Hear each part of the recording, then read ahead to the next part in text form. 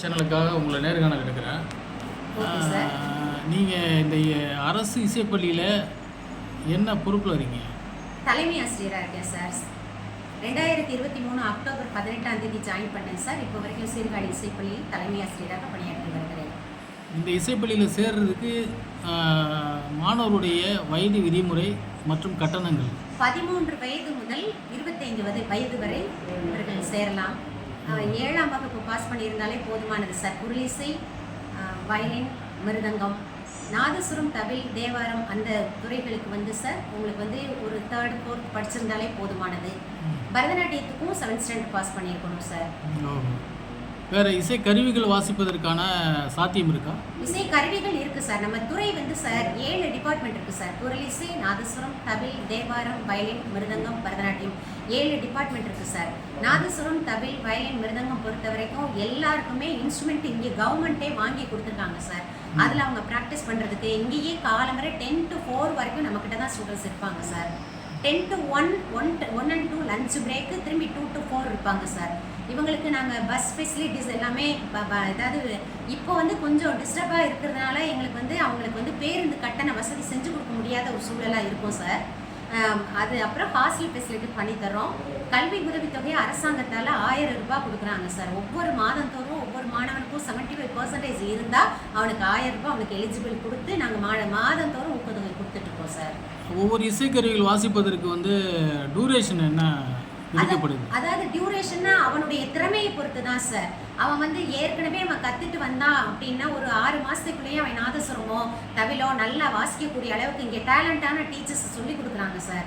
அவங்கள வச்சு அவங்க என்ன பண்ணிடுவாங்கன்னா நல்லா டெவலப் பண்ணி அவங்கள ஒரு கோவில் திருவிழாக்கள்லையோ இல்லை கல்யாண கச்சேரிகள்லையோ இதெல்லாம் வாசிக்கிறதுக்கு அவங்கள தயார்படுத்திடுறாங்க சார். இல்லை, இப்போ கீபோர்டு வந்து கற்றுக்கொள்ளக்கூடிய மாணவர்களுக்கு வந்து என்ன 8th கிரேடு ஸ்டேஜ் வரைக்கும் இங்கேயே படிக்கலாமா? கீபோர்டு நம்மக்கிட்ட கிடையாது சார். ஓ, வேறு தகவல் மேடம்? வேறு தகவல்கள் வந்து அதான் சார். இது மாதிரி மாணவர்கள் வந்து இது வந்து 3 வருட படிப்பு சார். இது 3 வருடம் முடித்தோடனே அரசாங்கத்தால் எப்படி 10th + 2லாம் எக்ஸாம் நடக்குதோ அதே மாதிரி அரசாங்க தேர்வு நடக்கும் சார். அவங்க முடிச்சுட்டு போனதுக்கப்புறமா அவங்க ஃபைனலாக இவங்க வந்து BA பண்ணலாம், MA பண்ணலாம், PhD வரைக்கும் இந்த துறையில் வந்து அவங்க தன்னை வந்து தன்னுடைய திறமையை வெளிக்காட்டிக்க முடியும் சார். எந்த அளவுக்கு அவங்க படித்து நல்ல விதமாக போகிறாங்களோ அந்த அளவுக்கு அவங்க வந்து அவங்களுடைய எதிர்காலம் ரொம்ப சிறப்பாக அமையும் சார். வெளிநாடுகளுக்கு நிறைய போகிறதுக்கு வாய்ப்புகள்லாம் நிறையா இருக்குது சார். இது தவிர ப்ரைவேட் ஸ்கூல்ஸில் நிறைய பேர் நம்மக்கிட்ட படித்த ஸ்டூடெண்ட்ஸ் எல்லாம் டீச்சர்ஸாக ஒர்க் பண்ணிட்டு இருக்காங்க சார். உங்களோட பேர் மேடம்? என்னோட பேர் சுமதி சார். நீங்கள் வந்து ஹெட் மிஸ்ட்ரஸ் MA மியூசிக் முடிச்சுட்டு சத்குரு சங்கீத வித்யாலயம் மதுரையில் தான் சார் நான் படித்தது எல்லாமே.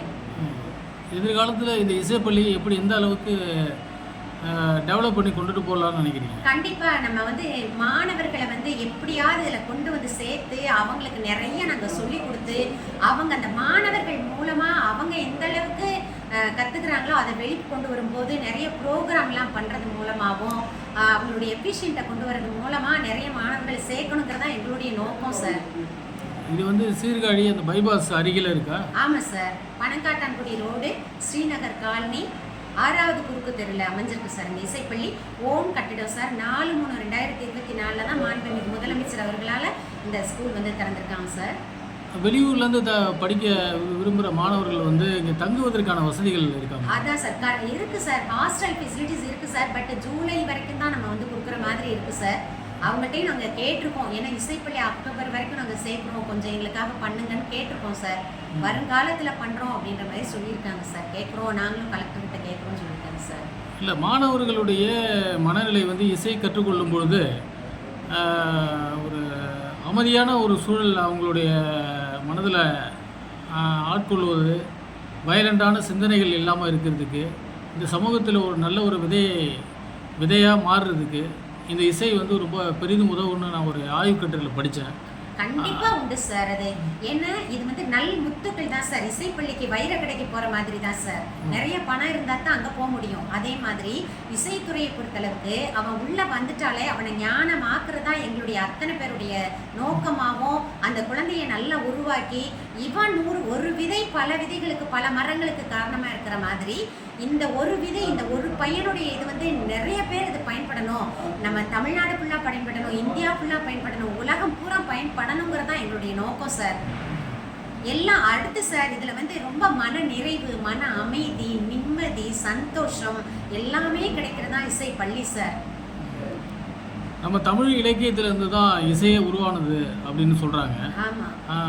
இப்போ எந்த அளவுக்கு தமிழகத்தில் இந்த இசை மாணவர்களுடைய மனதில் போய் தங்கியிருக்கு, போய் சேர்ந்துருக்கு? நல்ல நிறைய பேர் இது வந்து இப்போ வந்து இசையை வந்து சார், அதாவது இந்த கர்நாடக இசை மட்டும்தான் இல்லை, திரைப்பட இசையாகட்டும் எதுவாகட்டும் அவனுக்குள்ள உள்ள போயிருச்சு அப்படின்னு வேற எண்ணங்கள்லாம் வராத அளவுக்கு அவன் வந்து சிறப்பான பையங்களா வந்து உருவாகிறதுக்கு மிகப்பெரிய ஒரு வாய்ப்பு கொடுக்குது நம்மளுடைய இசை சார். ஒரு முக்கியமான சிறப்பான கேள்வி மேடம், சொல்லுங்க. நீங்கள் படித்த ராகங்களில் ரொம்ப சிரமமான ராகங்கள், உயர்ந்த ராகம் எது? அப்படின்றது கிடையாது சார். அதாவது சிரமமான ராகம், அதாவது ஒன்ஸ் வந்து அவனுக்கு உள்ள போயிட்டான் அப்படின்னாலே அது என்ன தேடல் வரும்போது அது வந்து கஷ்டமானது கூட அவனுக்கு எளிமையா வந்துடும் சார். இசைஞானி இளையராஜா பற்றி உங்களுடைய கருத்து? ரொம்ப அற்புதமான ஒரு மியூசிக் டைரக்டர் சார். அவரை சொல்றதுக்கு நமக்கு வார்த்தைகளே கிடையாது sir. Thanks madam. Okay sir.